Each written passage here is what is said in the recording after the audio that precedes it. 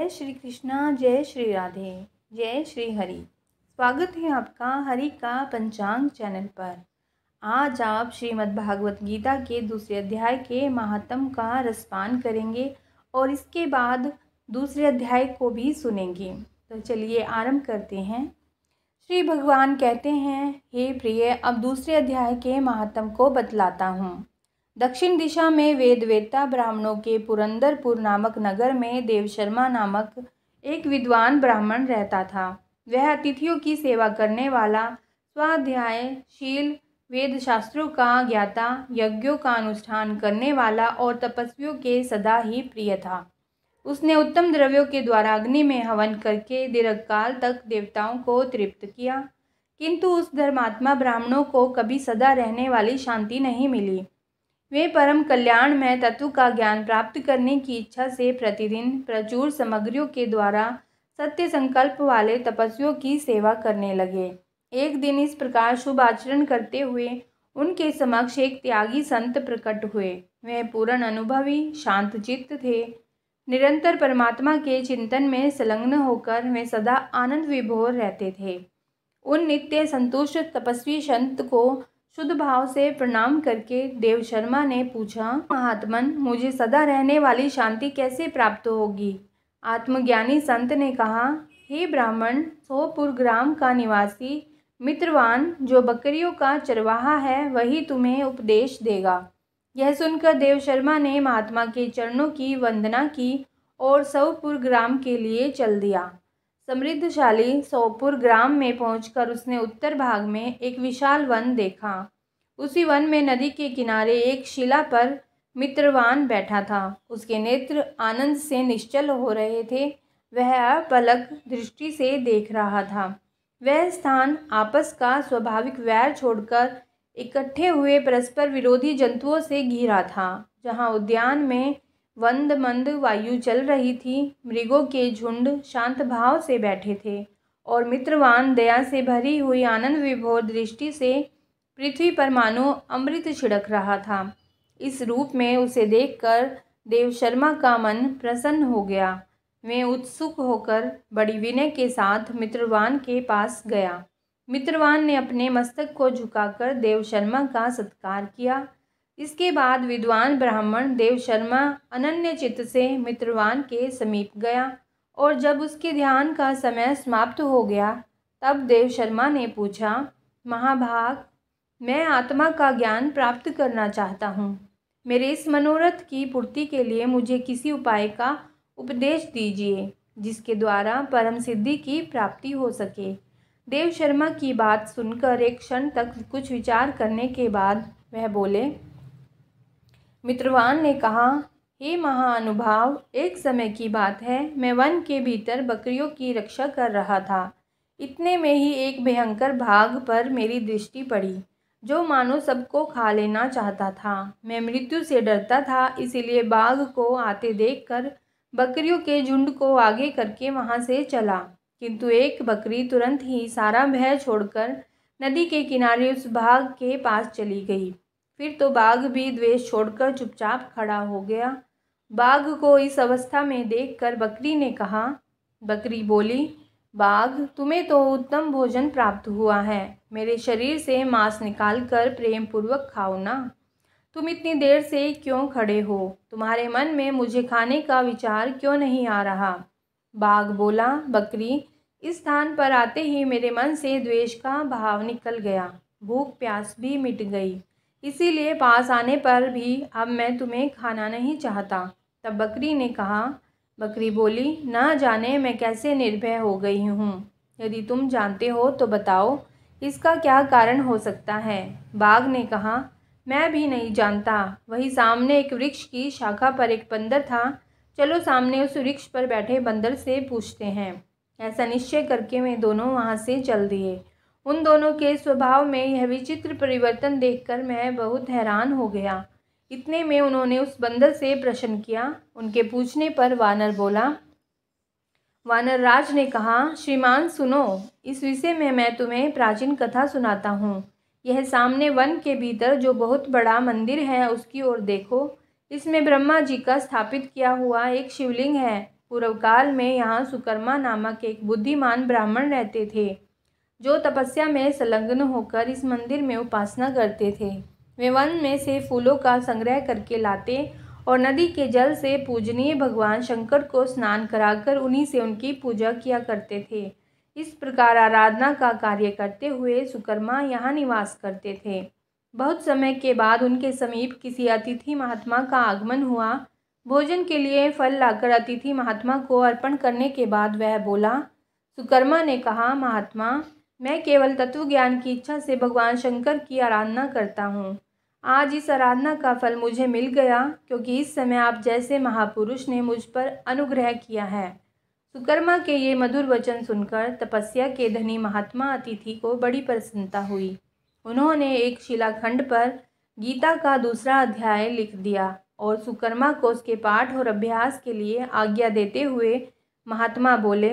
महात्मा ने कहा, हे ब्राह्मण, इससे तुम्हारा आत्मज्ञान संबंधी मनोरथ अपने आप सफल हो जाएगा। यह कहकर वे बुद्धिमान तपस्वी महात्मा सुकर्मा के सामने ही उनके देखते देखते अंतर ध्यान हो गए। सुकर्मा विस्मित होकर उनके आदेश के अनुसार निरंतर गीता के दूसरे अध्याय का अभ्यास करने लगे। इसके बाद दीर्घ काल के पश्चात अंतःकरण शुद्ध होकर उन्हें आत्मज्ञान की प्राप्ति हुई। फिर वे जहाँ जहाँ गए वहाँ वहाँ का तपोवन शांत हो गया। उनमें सर्दी, गर्मी और राग द्वेष आदि की बाधाएं दूर हो गई। इतना ही नहीं, उन स्थानों में भूख प्यास का कष्ट भी जाता रहा तथा भय का सर्वथा अभाव हो गया। यह सब दूसरे अध्याय का जप करने वाले सुकर्मा ब्राह्मण की तपस्या का ही प्रभाव समझो।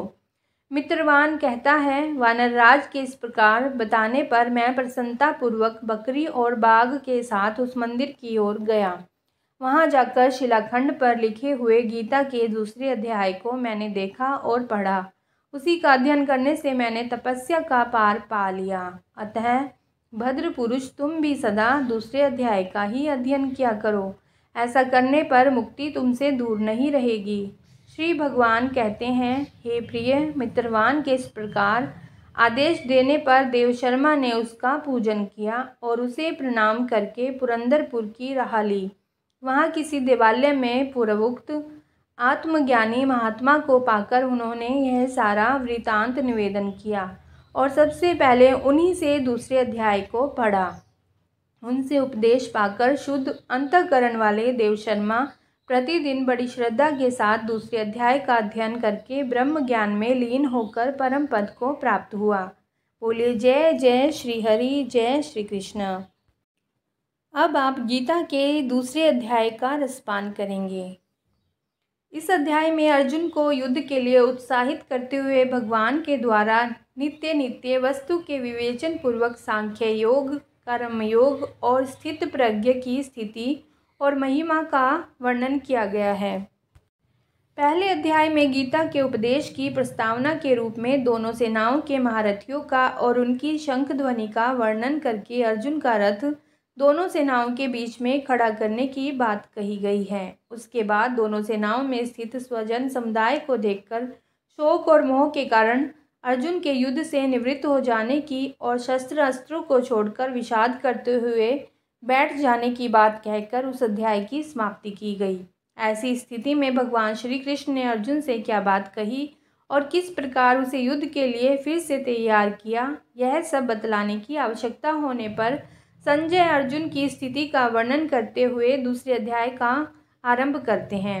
संजय बोले, उस प्रकार करुणा से व्याप्त और आंसुओं से पूर्ण तथा व्याकुल नेत्रों वाले शोक युक्त उस अर्जुन के प्रति भगवान मधुसूदन ने यह वचन कहा। श्री भगवान बोले, हे अर्जुन, तुझे इस असमय में यह मोह किस वस्तु से प्राप्त हुआ, क्योंकि न तो यह श्रेष्ठ पुरुषों द्वारा आचरित है, न स्वर्ग को देने वाला है और न कीर्ति को करने वाला ही है। इसीलिए हे अर्जुन, नपुंसकता को मत प्राप्त हो। तुझ में यह उचित नहीं जान पड़ती। हे परंतप, हृदय की तुझ दुर्बलता को त्याग कर युद्ध के लिए खड़ा हो जा। अर्जुन बोले, हे मधुसूदन, मैं रणभूमि में किस प्रकार बाणों से भीष्म पितामह और द्रोणाचार्य के विरुद्ध लड़ूंगा, क्योंकि हे हरिसूदन, वे दोनों ही पूजनीय हैं। इसीलिए इन महानुभाव गुरुजनों को न मारकर मैं इस लोक में भिक्षा का अन्न भी खाना कल्याणकारक समझता हूँ, क्योंकि गुरुजनों को मारकर भी इस लोक में रुधिर से सने हुए अर्थ और काम रूप भोगों को ही तो भोगूंगा। इस प्रकार अपना निश्चय प्रकट कर देने पर भी जब अर्जुन को संतोष नहीं हुआ और अपने निश्चय में शंका उत्पन्न हो गई, तब वे फिर कहने लगे, हम यह भी नहीं जानते कि हमारे लिए युद्ध करना और ना करना इन दोनों में से कौन सा श्रेष्ठ है, अथवा यह भी नहीं जानते कि उन्हें हम जीतेंगे या हमको वे जीतेंगे, और जिनको मारकर हम जीना भी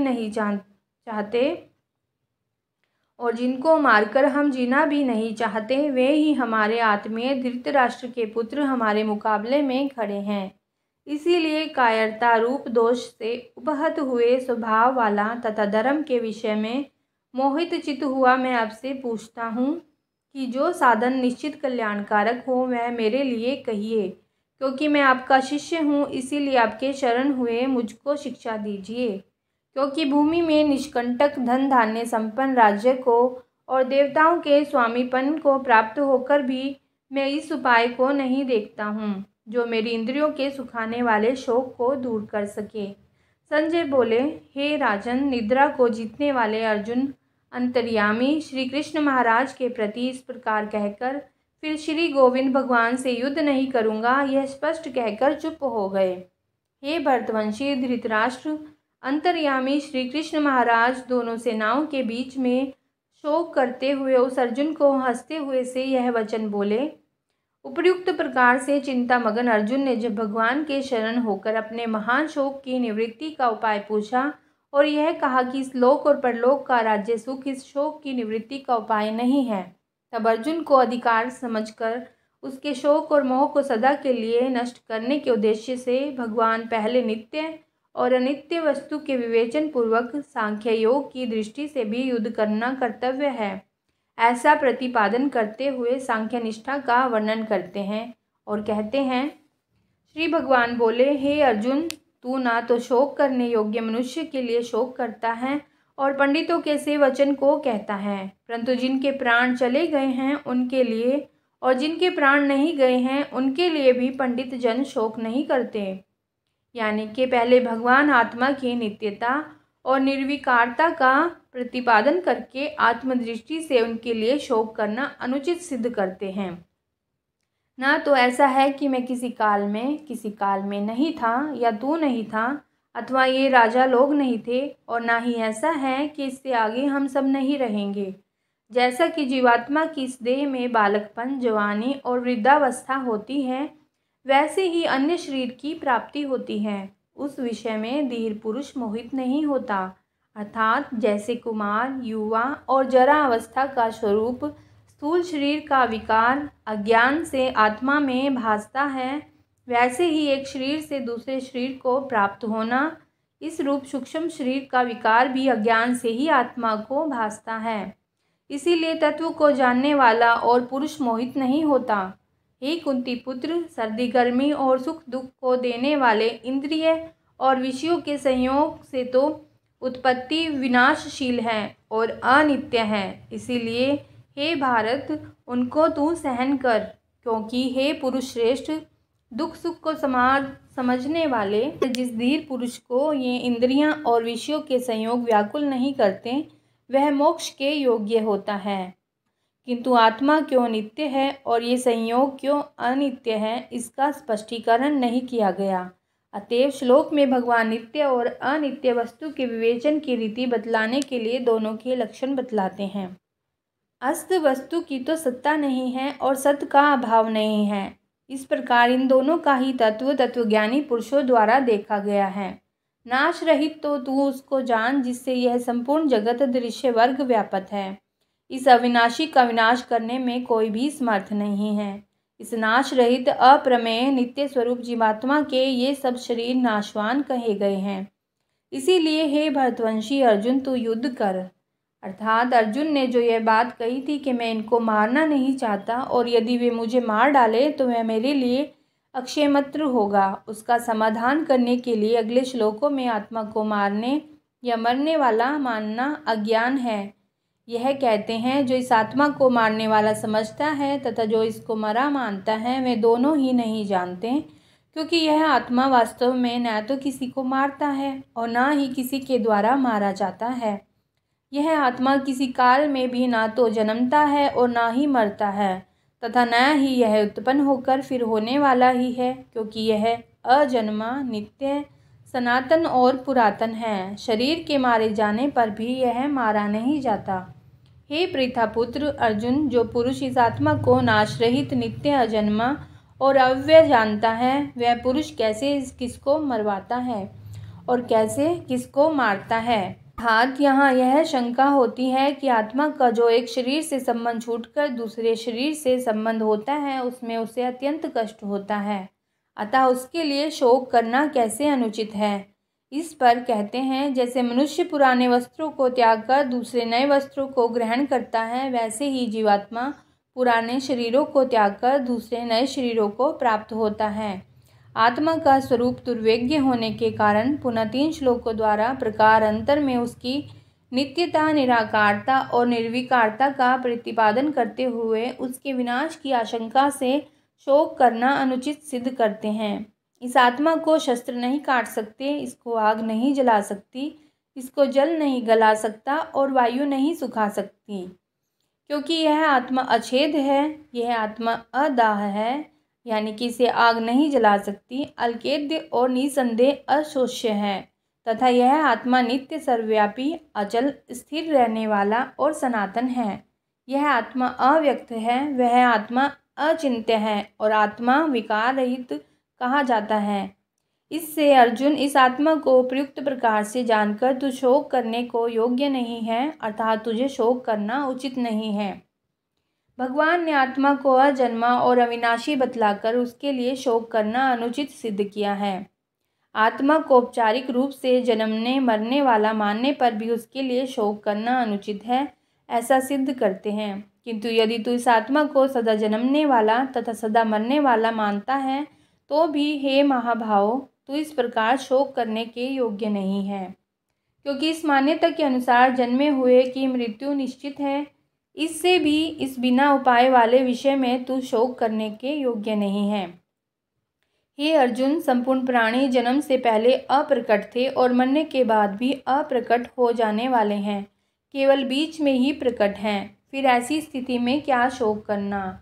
आत्मतत्व अत्यंत दुर्बोध के कारण उसे समझाने के लिए भगवान ने भिन्न भिन्न प्रकार से उसके स्वरूप का वर्णन किया। उस आत्म तत्व के दर्शन, वर्णन और श्रवण की अलौकिकता और दुर्लभता का निरूपण करते हुए श्री भगवान कहते हैं, कोई एक महापुरुष ही इस आत्मा को आश्रय की भांति देखता है और वैसे ही दूसरा कोई महापुरुष ही इसके तत्व का आश्रय की भांति वर्णन करता है, तथा दूसरा कोई अधिकारी पुरुष ही इसे आश्चर्य की भांति सुनता है और कोई तो सुनकर भी इसको नहीं जानता है। हे अर्जुन, यह आत्मा सबके शरीर में सदा ही अवैध है, इस कारण संपूर्ण प्राणियों के लिए तू शोक करने के योग्य नहीं है। यहाँ तक भगवान ने सांख्य योग के अनुसार अनेक युक्तियों द्वारा नित्य, शुद्ध, बुद्ध, सम, निर्विकार और अकर्ता आत्मा के एकल, नित्य तत्व, अविनाशी तत्व आदि का प्रतिपादन करके तथा शरीरों को विनाशशील बतलाकर आत्मा के या शरीर के लिए अथवा शरीर और आत्मा के वियोग के लिए शोक करना अनुचित बताया है। साथ ही प्रसंगवश आत्मा को जन्मने मरने वाला मानने पर भी शोक करने के अनुचित्य का प्रतिपादन किया और अर्जुन को युद्ध करने के लिए आज्ञा दी। शास्त्र धर्म के अनुसार शोक करना अनुचित सिद्ध करते हुए अर्जुन को युद्ध के लिए उत्साहित करते हुए भगवान कहते हैं, अपने धर्म को देखकर भी तू भय करने योग्य नहीं है, यानी तुझे भय नहीं करना चाहिए, क्योंकि अक्षत्रिय के लिए धर्मयुक्त युद्ध से बढ़कर दूसरा कोई कल्याणकारी कर्तव्य नहीं है। हे पार्थ, अपने आप प्राप्त हुए और खुले हुए स्वर्ग के द्वारा इस प्रकार के युद्ध को भाग्यवान क्षत्रिय लोग ही पाते हैं। यदि तू इस धर्मयुक्त युद्ध को नहीं करेगा तो स्वधर्म और कीर्ति को खोकर पाप को प्राप्त होगा, तथा सब लोग तेरी बहुत काल तक रहने वाली अपकीर्ति का भी कथन करेंगे। और माननीय पुरुष के लिए अपकीर्ति मरण से भी बढ़कर है, और जिनकी दृष्टि में तू पहले बहुत सम्मानित था, अब लघुता को प्राप्त होगा। और वे महारथी लोग तुझे भय के कारण युद्ध से हटा हुआ मानेंगे। तेरे वैरी लोग तेरे सामर्थ्य की निंदा करते हुए तुझे बहुत से ना कहने योग्य वचन भी कहेंगे। उससे अधिक दुख और क्या होगा? या तो युद्ध में मारा जाकर स्वर्ग को प्राप्त होगा अथवा संग्राम में जीतकर पृथ्वी का राज्य भोगेगा। इस कारण हे अर्जुन, तू युद्ध के लिए निश्चय करके खड़ा हो जा। भगवान ने युद्ध का फल राज्य सुख या स्वर्ग की प्राप्ति तक बतलाया, किंतु अर्जुन ने तो पहले ही कह दिया था कि इस लोक के राज्य की तो बात ही क्या है। मैं तो त्रिलोकी के राज्य के भी अपने कुल का नाश नहीं करना चाहता। अतः जिसे राज्य सुख और स्वर्ग की इच्छा ना हो, उसको किस भाव से युद्ध करना चाहिए। आगे भगवान कहते हैं, जय पराजय, लाभ हानि और सुख दुख को समान समझकर उसके बाद युद्ध के लिए तैयार हो जा। इस प्रकार युद्ध करने से तू प्राप्त नहीं होगा। अर्थात भगवान ने सांख्य योग के सिद्धांत से और इस क्षत्रिय धर्म की दृष्टि से युद्ध का औचित्य सिद्ध करके अर्जुन को समतापूर्वक युद्ध करने की आज्ञा दी। अब कर्म योग के सिद्धांत से युद्ध का औचित्य बतलाने के लिए कर्म योग के वर्णन की प्रस्तावना करते हैं।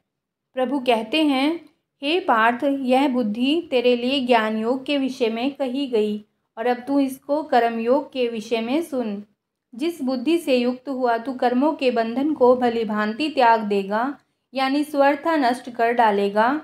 इस कर्म योग में आरंभ का अर्थात बीज का नाश नहीं है और उल्टा फल स्वरूप दोष भी नहीं है, बल्कि इस कर्म योग का रूप धर्म का थोड़ा सा भी साधन जन्म मृत्यु रूप महान भय से रक्षा कर लेता है।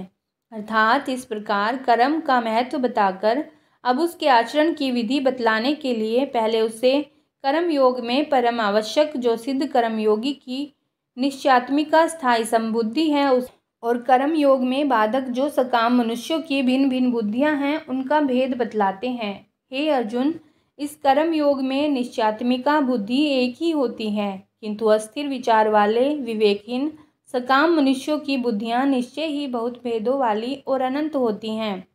हे अर्जुन, जो भोगों में तन्मय हो रहे हैं, जो कर्म फल के प्रशंसक वेद वाक्यों में ही प्रीति रखते हैं, जिनकी बुद्धि में स्वर्ग ही परम प्राप्य वस्तु है और जो स्वर्ग से बढ़कर दूसरी कोई वस्तु ही नहीं जानते, ऐसा कहने वाले हैं, वे अविवेकी जन इस प्रकार की जिस पुष्पित यानी दिखाऊ शोभा युक्त वाणी को कहा करते हैं, जो कि जन्म रूप कर्म फल देने वाली और भोग तथा ऐश्वर्य की प्राप्ति के लिए नाना प्रकार की बहुत सी क्रियाओं का वर्णन करने वाली है, उस वाणी द्वारा जिनका चित्त हर लिया गया है, जो भोग और ऐश्वर्य में अत्यंत आसक्त हैं, उन पुरुषों की परमात्मा में निश्चयात्मिका बुद्धि नहीं होती।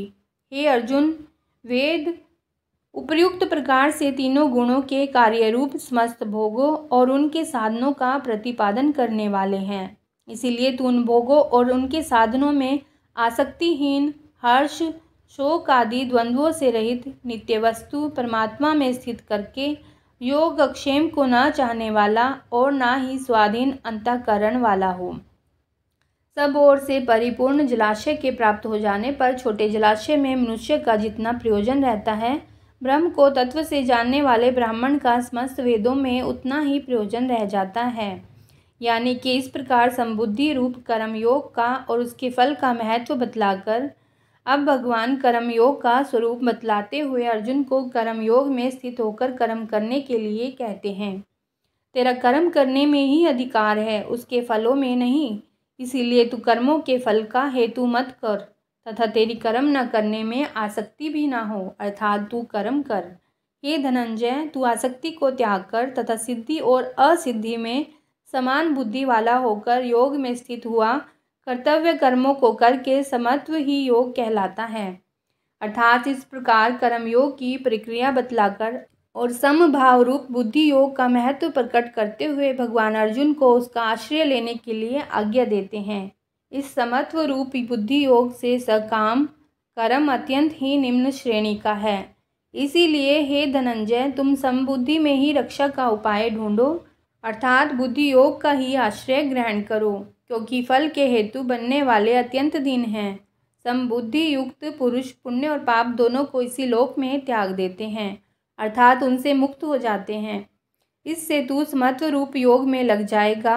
यह समत्व रूप योग ही कर्मों में कुशलता है, अर्थात कर्म बंधन से छूटने का उपाय है। क्योंकि समबुद्धि से युक्त ज्ञानी जन कर्मों से उत्पन्न होने वाले फल को त्याग कर जन्म रूप बंधन से मुक्त होकर निर्विकार परम पद को प्राप्त हो जाते हैं। भगवान ने कर्मयोग के आचरण के द्वारा अनामय पद की प्राप्ति बतलाई है। इस पर अर्जुन को यह जिज्ञासा हो सकती है कि अनामय परम पद की प्राप्ति मुझे कब और कैसे होगी। इसके लिए भगवान आगे कहते हैं, जिस काल में तेरी बुद्धि मोह रूप दलदल को भली भांति पार करके जाएगी, उस समय तू सुने हुए और सुनने में आने वाले इस लोक और परलोक संबंधी सभी मार्गों से वैराग्य को प्राप्त करेगा। भांति भांति के वचनों को सुनने से विचलित हुई तेरी बुद्धि जब परमात्मा में अचल और स्थिर ठहर जाएगी, तब तू योग को प्राप्त हो जाएगा, अर्थात तेरा परमात्मा से नित्य संयोग हो जाएगा, अर्थात तुम परमात्मा को प्राप्त हो जाओगे। इस पर परमात्मा की प्राप्त स्थित प्रज्ञ सिद्धयोगी के लक्षण और आचरण को जानने की इच्छा से अर्जुन पूछते हैं। अर्जुन बोले, हे केशव, समाधि में स्थित परमात्मा को प्राप्त हुए स्थिर बुद्धि पुरुष का क्या लक्षण है?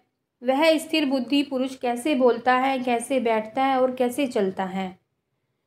अर्थात अर्जुन ने परमात्मा को प्राप्त हुए सिद्धयोग के विषय में 4 बातें पूछी हैं। इन 4 बातों का उत्तर भगवान ने अध्याय की समाप्ति पर्यंत दिया है। बीच में प्रसंगवश दूसरी बातें भी कही हैं। भगवान अर्जुन के पहले प्रश्न का उत्तर संक्षेप में देते हैं। श्री भगवान बोले, हे अर्जुन, जिस काल में यह पुरुष मन में स्थित संपूर्ण कामनाओं को भली भांति त्याग देता है और आत्मा से आत्मा में ही संतुष्ट रहता है, दुखों की प्राप्ति होने पर जिसके मन में उद्वेग नहीं होता, सुखों की प्राप्ति में जो सर्वथा निस्पृह तथा जिसके राग भय और क्रोध नष्ट हो गए हैं, ऐसा मुनि स्थिर बुद्धि कहा गया है। जो पुरुष सर्वत्र स्नेह रहित हुआ, उस शुभ या अशुभ वस्तु को प्राप्त होकर ना प्रसन्न होता है और ना ही द्वेष करता है, उसकी बुद्धि स्थिर है। अब भगवान वह कैसे बैठता है, इस तीसरे प्रश्न का उत्तर देते हुए कहते हैं, कछुआ सब ओर से अपने अंगों को जैसे समेट लेता है, वैसे ही जब यह पुरुष इंद्रियों को सब प्रकार से हटा लेता है, तब उसकी बुद्धि स्थिर हो जाती है। तीसरे प्रश्न का उत्तर देते हुए स्थित प्रज्ञ के बैठने का प्रकार बतलाकर अब उसमें होने वाली शंकाओं का समाधान करने के लिए अन्य प्रकार से किए जाने वाले इंद्रिय संयम की अपेक्षा स्थित प्रज्ञ के इंद्रिय संयम की विलक्षणता दिखलाते हैं। इंद्रियों द्वारा विषयों को ग्रहण न करने वाले पुरुष के भी केवल विषय तो निवृत्त ही जाते हैं, परंतु उनमें रहने वाली आसक्ति दूर नहीं होती। स्थिर बुद्धि पुरुष की तो आसक्ति भी परमात्मा का साक्षात करके निवृत्त हो जाती है। आसक्ति का नाश और इंद्रिय संयम नहीं होने से क्या हानि है? इस पर कहते हैं, हे अर्जुन, आसक्ति का नाश न होने के कारण ये प्रमंथन स्वभाव वाली इंद्रियां यत्न करते हुए बुद्धिमान पुरुष के मन को भी बनाएं। इसीलिए साधक को चाहिए कि वह उन संपूर्ण इंद्रियों को वश में करके समाहित चित्त हुआ मेरा परायण होकर ध्यान में बैठे, क्योंकि जिस पुरुष की इंद्रियां वश में होती हैं, उसी की बुद्धि स्थिर हो जाती है। इस प्रकार से विषयों का चिंतन करने वाले पुरुष की उन विषयों में आसक्ति हो जाती है। आसक्ति से उन विषयों की कामना उत्पन्न होती है और कामनाएं विघ्न पड़ने से क्रोध उत्पन्न करती हैं। क्रोध से अत्यंत मूढ़ भाव उत्पन्न हो जाता है और मूढ़ भाव से स्मृति में भ्रम हो जाता है। स्मृति में भ्रम हो जाने से बुद्धि अर्थात ज्ञान शक्ति का नाश हो जाता है और बुद्धि का नाश हो जाने से यह पुरुष अपनी स्थिति से गिर जाता है। यह सब तभी होता है जब इंद्रियों को वश में करने से और भगवत परायण न करने से इस प्रकार की हानि तभी होती है। इस प्रकार मन सहित इंद्रियों को वश में न करने वाले मनुष्य के पतन का क्रम बतलाकर अब भगवान स्थिर बुद्धि वाले योगी के बारे में बताते हैं कि वे कैसे चलता है। इस चौथे प्रश्न का उत्तर आरंभ करते हुए भगवान कहते हैं, जिसके मन और इंद्रियां वश में होते हैं, ऐसे साधक द्वारा विषयों में विचरण किए जाने का प्रकार उसका फल बतलाते हैं। परंतु अपने अधीन किए हुए अंतःकरण वाला साधक अपने वश में की हुई राग द्वेष से रहित इंद्रियों द्वारा विषयों में विचरण करता हुआ अंतःकरण की प्रसन्नता को प्राप्त होता है। अंतःकरण की प्रसन्नता होने पर इसके संपूर्ण दुखों का अभाव हो जाता है और उस प्रसन्न चित्त वाले कर्मयोगी की बुद्धि जल्दी ही सब ओर से हटकर एक परमात्मा में ही भली भांति स्थिर हो जाती है। अर्थात मन और इंद्रियों को वश में करके अनासक्त भाव से इंद्रियों द्वारा व्यवहार करने वाले साधक को सुख और शांति वाली अवस्था प्राप्त होने की बात कही है। अर्थात अपने मन को जीत लेना चाहिए। विषयों में आसक्ति मनुष्यों में सुख और शांति का अभाव दिखाती है। ना जीते हुए मन और इंद्रियों वाले पुरुष में निश्चय ही बुद्धि नहीं होती तथा भावनाहीन मनुष्य को शांति नहीं मिलती और शांति रहित मनुष्य को सुख कैसे मिल सकता है। क्योंकि जैसे जल में चलने वाली नाव को वायु हर लेती है, वैसे ही विषयों में विचरती हुई इंद्रियों में से मन जिस इंद्रिय के साथ रहता है वह एक ही इंद्रिय इस अयुक्त पुरुष की बुद्धि को हर लेती है। इसीलिए हे महाभावों, जिस पुरुष की इंद्रियों के विषयों से सब प्रकार से निग्रह हुई हैं उसी की बुद्धि स्थिर है। यानी कि सब इंद्रियों को अपने वश में किया हुआ है जिसने, उसी की बुद्धि स्थिर है। संपूर्ण प्राणियों के लिए जो रात्रि के समान है, उस नित्य ज्ञान स्वरूप परमानंद की प्राप्ति में स्थिर बुद्धि वाले योगी ही जागते हैं। और जिस नाशवान सांसारिक सुख की प्राप्ति में सब प्राणी जागते हैं, परमात्मा के तत्व को जानने वाले मुनि के लिए वह रात्रि के समान है। जैसे नाना नदियों के जल सब ओर से परिपूर्ण अचल प्रतिष्ठा वाले समुद्र में उसको विचलित न करते हुए ही समा जाते हैं, वैसे ही सब भोग जिस स्थित प्रयग मनुष्य में किसी प्रकार का विकार उत्पन्न किए बिना ही समा जाते हैं, वही पुरुष परम शांति को प्राप्त होता है, भोगों को चाहने वाला नहीं। स्थिर बुद्धि कैसे चलता है? अर्जुन का यह चौथा प्रश्न परमात्मा को प्राप्त हुए पुरुष के विषय में ही था, किंतु यह प्रश्न आचरण विषय होने के कारण उसके उत्तर में 64वें श्लोक से यहाँ तक इस प्रकार आचरण करने वाला मनुष्य शीघ्र ही स्थिर बुद्धि बन सकता है, कौन नहीं बन सकता, और जब मनुष्य स्थिर बुद्धि हो जाता है उस समय उसकी कैसी स्थिति होती है, यह सब बातें बतलाई गई हैं। अब उस चौथे प्रश्न का स्पष्ट उत्तर करते हुए स्थिर बुद्धि पुरुष के आचरण का प्रकार बतलाते हैं।